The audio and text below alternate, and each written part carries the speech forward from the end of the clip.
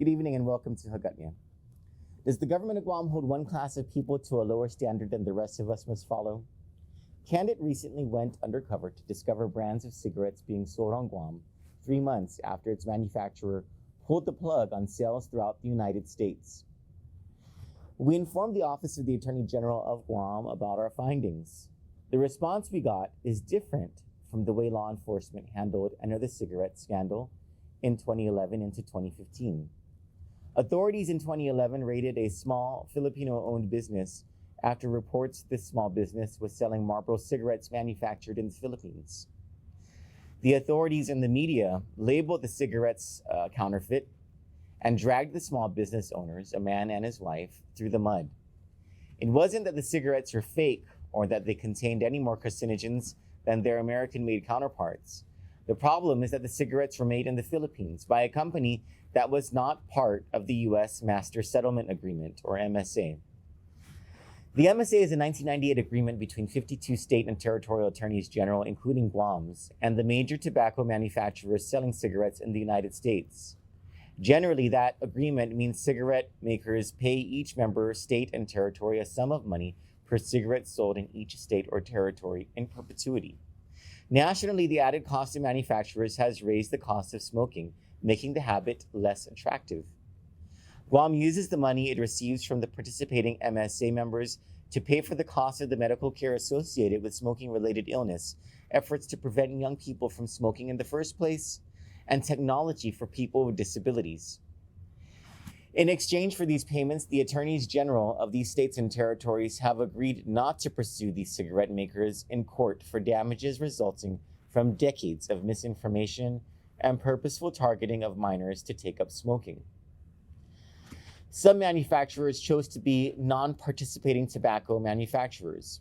While these companies do not pay into the tobacco settlement fund assigned by each state and territory under the MSA, they do make payments into a state-held escrow account. The 25th Guam legislature and then Governor Carl Gutierrez on July 7, 2000 created this reserve fund. The law mandated that non-participating tobacco manufacturers pay an assessment of 1.88 cents per cigarette sold on Guam, or generally almost 38 cents per pack, into escrow. One such non-participating tobacco manufacturer on Guam is KTNG, which manufactures the brands Carnival, This, and Time on Guam.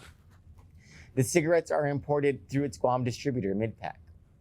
On December 16, 2021, and following damning investigation by the U.S. International Trade Commission, KTNG announced it had immediately ceased all U.S. operations. Yet, as of the first week of March, its cigarettes still are being sold in several stores throughout the island. Quote, "Every year we issue a conditional release, which means, yes, this company can sell these products here on Guam because in KTNG's case, they paid into escrow," OAG spokeswoman Carlina Charfers told Kandit. The OAG is the entity responsible for the enforcement of the MSA.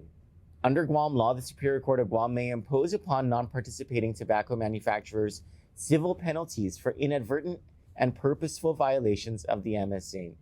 2 knowing violations can result in the prohibition of the sale of that company's cigarettes for up to 2 years. According to the OAG, no such violations have yet occurred, even if KTNG already pulled its U.S. operations. Quote, "The payments are due by April every year," Ms. Charfers said. Quote, "If they don't make payment in April, then they have to pull those brands from the shelves," unquote. The last payment KTNG made into the escrow fund was in April 2021. Pressed further about whether the April 2021 payment had satisfied KTNG's sales on Guam through March 2022, Ms. Charfers admitted, quote, "The amount paid is based on the amount of cigarettes sold locally from the previous year," unquote. She further went on to say, if they don't make payments in April, then they have to pull those brands from the shelves. For Kandit News, I'm Troy Torres with this brand of cigarettes pulled from the shelves of Guam stores as late as last week.